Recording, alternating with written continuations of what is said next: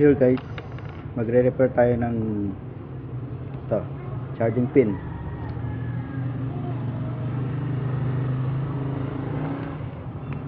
There.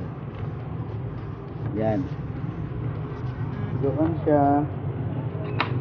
Kaso kaya natin to charger kung magta-charge din siya. Malay mo kung nalobat lang na hindi sira yung charger ng customer natin.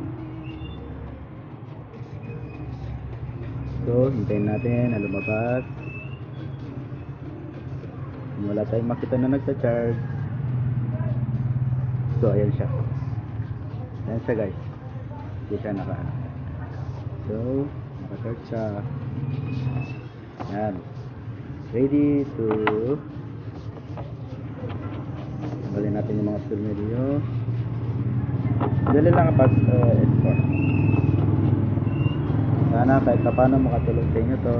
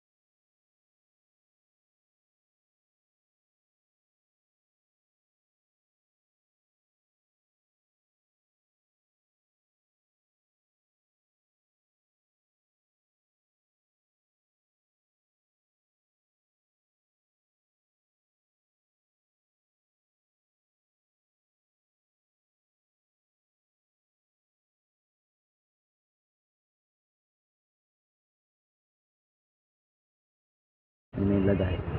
Ayan.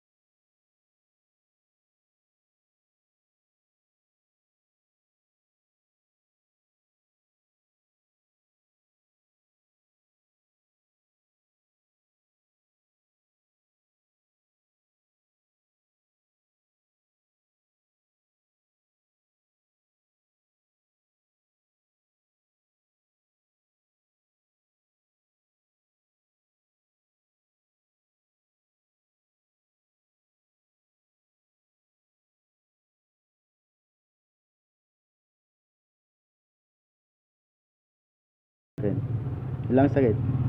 Salamat.